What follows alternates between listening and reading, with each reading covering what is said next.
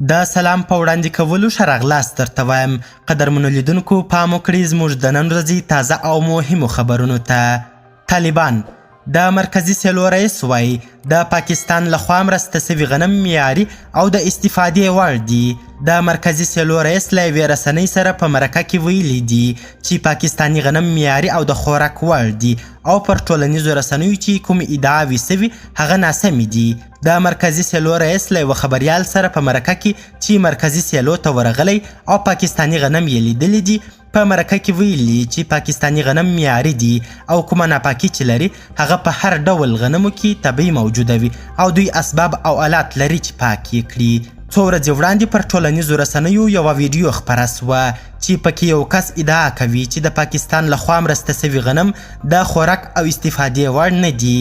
هغه زیاته کړې وه چې پاکستاني غنم ډیره ناپاکي لري، حشرو خوړلي دي او مغز یې یوازې پوست پاتې دی.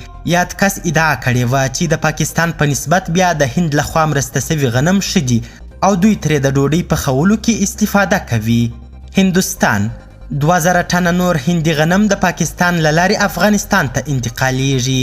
د هند د حکومت لخوا د 15000 متریک ټنه غنمو دوهمه جفه پرون د هند اټاري سرحد څخه پاکستان ته داخله سوې ده. پاکستاني رسنۍ وایي چې 40 افغاني لارۍ چې 2000 ټنه هندي غنم پکې بار وو پرون د ګمرک مسؤلینو او امنیتي ادارو افغانستان ته د انتقال اجازه ورکړې ده.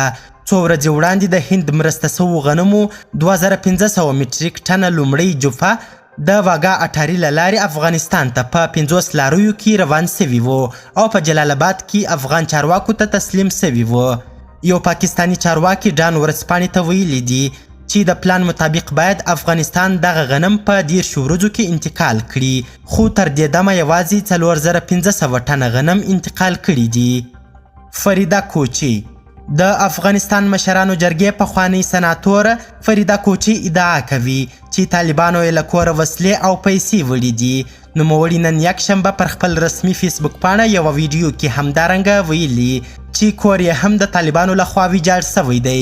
نوموړي زیاته کړې ما 8 کاله وکالت کړی دی، زما 220,000 افغانۍ معاش وو، ما کور ته راوړي وې، 8 کاله مې وکالت کړی دی. سناتوره فریده کوچي یم. نن ورځ مې د 3,00,000 افغانۍ امانت په صندوق کې ایښې وې، 6 میله وسله مې د ځان وه، خپله مې رانیولې وه. مخکې هم زه جهادي وم، اوله شپه راغله 12 میله وسلې او رینجر یې راڅخه یوړې. طالب زما سره څه مدعا لري؟ دا په داسې حال کې ده چې نوموړي څه موده مخکې د یو محلي تلویزیون سره په ویډیویي مرکه کې ویلي وو چې لاس یې تنګ دی او د کور ټول سامانونه یې خرڅ کړي دي چې ژوند پرې تیر کړي. خو نن نوموړي د پورتنیو ادعاو ترڅنګ ویلي چې د طالبانو لخوا وهل سوې هم ده. طالبانو تر دا مهاله په دې اړه څه نه دي ویلي. دا په داسې حال کې ده چې طالبانو په دې وروستیو کې له غیر مسؤل کسانو څخه د وسلو او دولتي وسایطو اخیستلو کمپاین پیل کړی دی.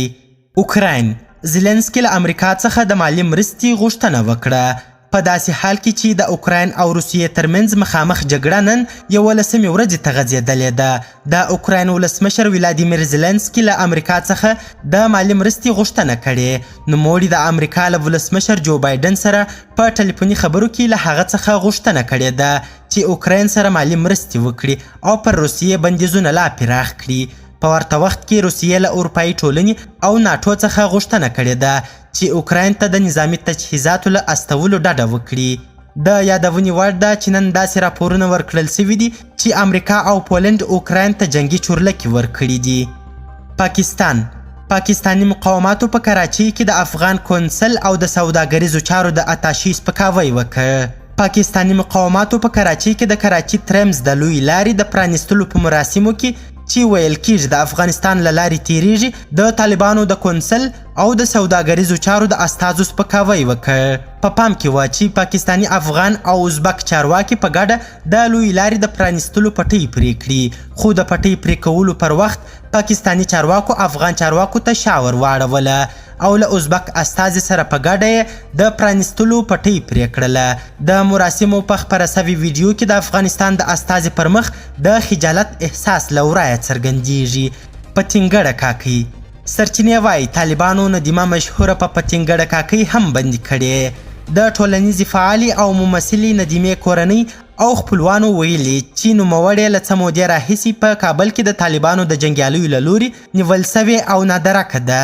نوموړی چې په پتینګړه کاکۍ مشهوره وه اصلا د خوست ولایت اوسیدونکې ده او ډیر ژوند یې په اروپایي هیوادونو کې تیر سوی.